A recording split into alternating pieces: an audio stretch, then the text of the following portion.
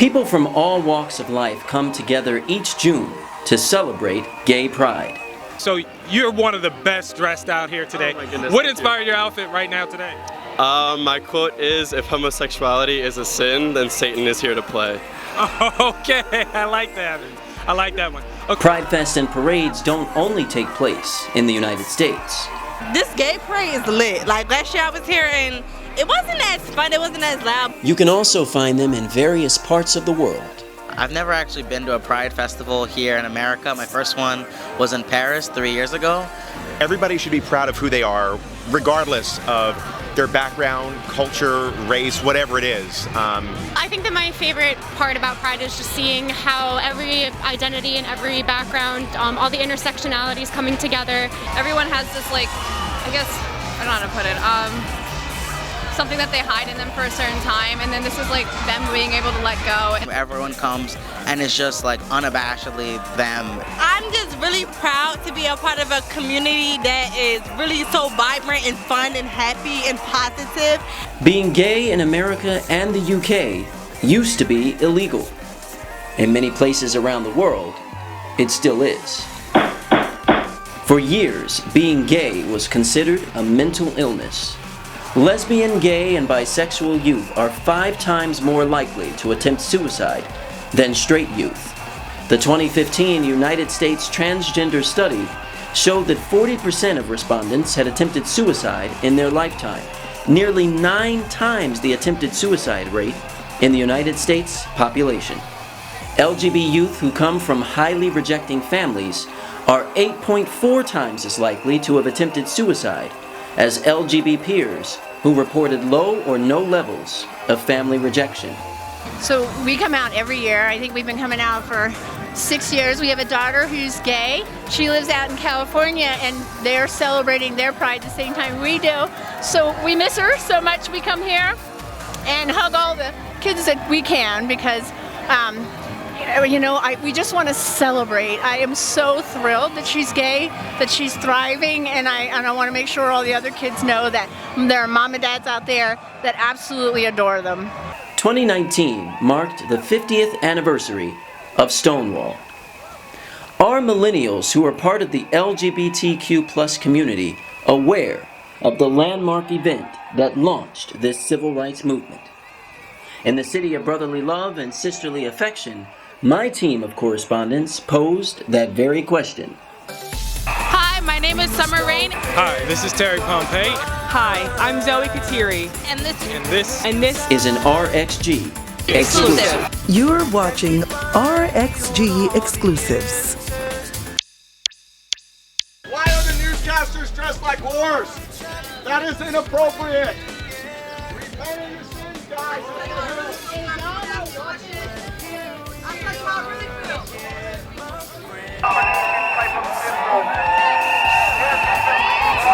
Last year, on my way home from Pride, a guy threw a cell phone at me, and that was like, why? You know, it's just like no one is here spreading hate but you, and you're the minority at this point.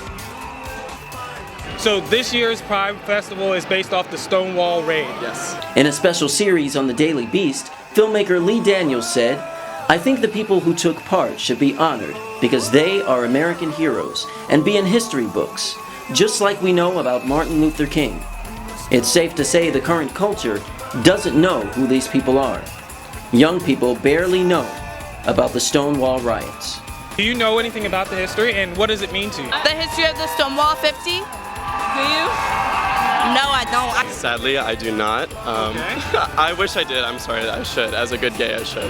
Look, that's fine. I'll tell you a little bit about the history. Sure. So 50 years ago, the New York Police Department did a raid on the Stonewall, and with that inspired a number of demonstrations around the country. Yeah. Those demonstrations echoed throughout the history and became the Pride Festival. Are the LGBTQ+ experiences of yesteryear and the experiences of today impacted by a generation gap? I know all about Stonehenge. Do you mean Stonewall? I'm actually not quite sure what either one is. I know as much about what you told me.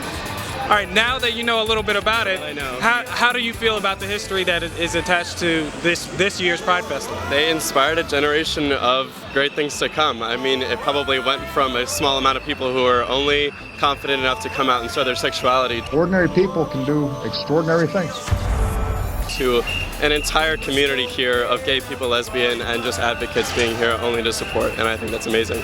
This year's theme, I'm sure has a lot of relevance, but I don't even know it. So I'm just proud to be a part of it and making a difference and making the future better. So when I have kids, they can be who they are openly. But it definitely like was the groundbreaking point, where the turning point where they were like, okay, this is where we start to fight back. Yeah, I mean, I have heard so much about the Stonewall Riots, and I've been to New York City so many times. I grew up in the suburbs, have been there, and I feel like that was just the first time that people actually took a stand and said, you know what, like, this isn't okay. This isn't what our country should be about. This isn't what, you know, just human nature in general should be about. And I feel like that's when people finally spoke up for what they believe to be right. Have you ever been through something where there's a certain amount of discrimination against you, or what have you, for your race, your sexuality, your gender, anything? I mean, to be honest, I feel like Pride is about overcoming that adversity and making that adversity the minority.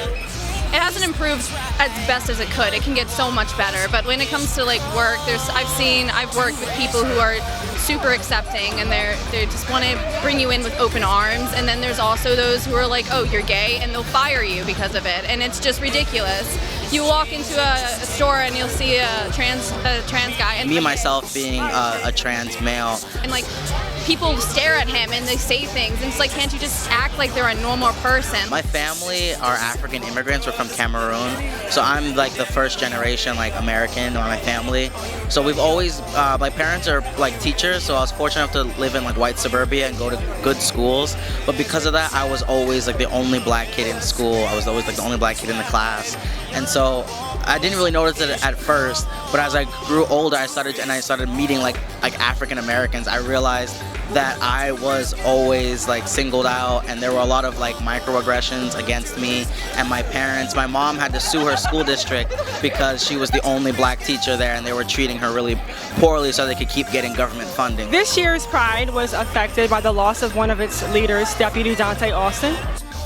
Last Friday morning, I and many others got a call that Deputy Sheriff Dante Austin was no longer with us. Dante was a veteran, served 6 years in the United States Army, and joined the sheriff's office where he worked in the civil enforcement unit. Actually, my friend was close friends with the guy, the deputy who killed himself, and like watching it affect his family and my friends that knew him was just heartbreaking, because he has no idea what he caused. He was under a lot of pressure. Many young people have taken their own lives due to bullying and feeling alone. What can society do to be more compassionate and loving towards each other?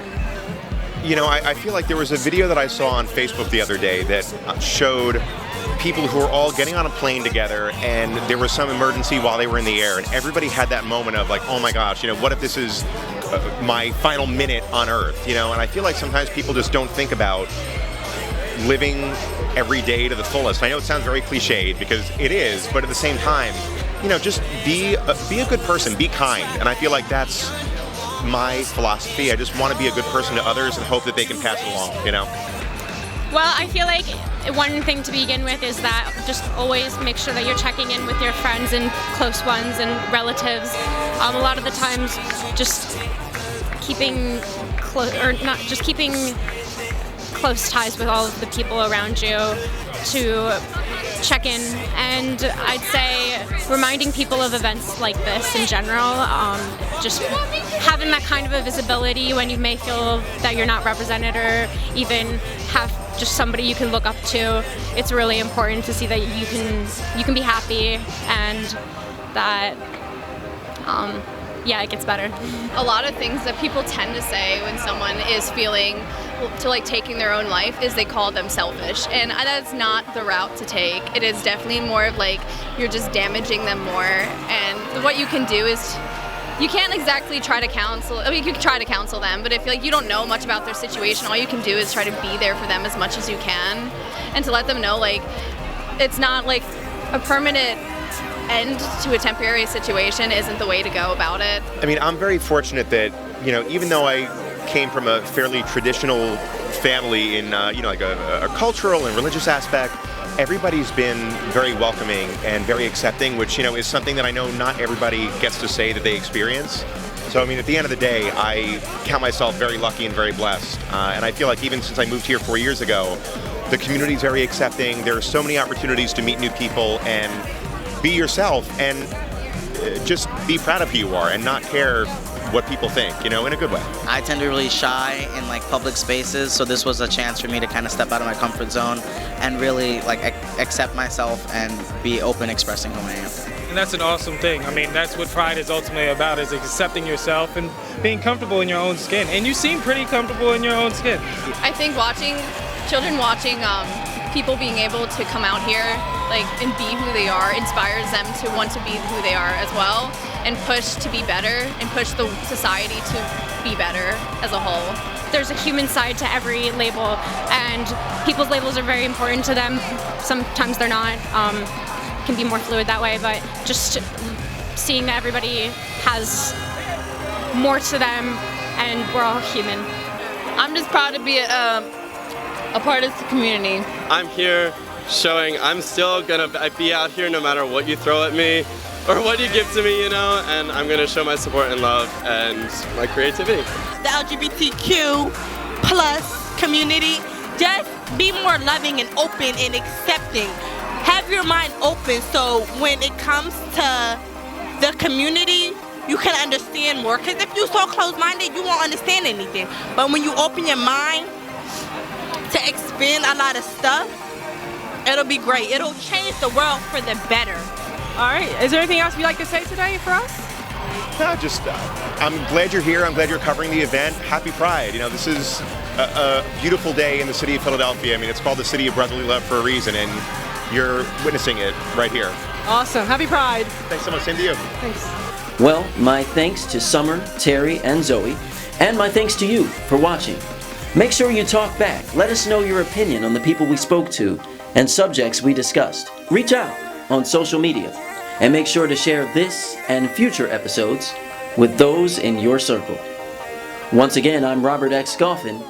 Stay tuned for our next episode. This is what the whole Pride Fest is about, is love, and you don't see a lot of that out there, and you are an amazing example of that. Where does your daughter located now? She's in Costa Mesa, California, and she's been out there for about 8 or 9 years, but hopefully she's going to come back soon. She proposed to her girlfriend 2 days ago, and the girlfriend said yes. So we got a wedding coming up. We celebrate this. This is actually the best party of the year, without a doubt. Every year this is the place to be. So Philadelphia should be really proud of its march. Celebration, yeah. What's your daughter's name? Kate. Well, Kate, you have an amazing set of parents, and you should be very grateful. And congratulations on your new proposal. Yeah. All right, thank you.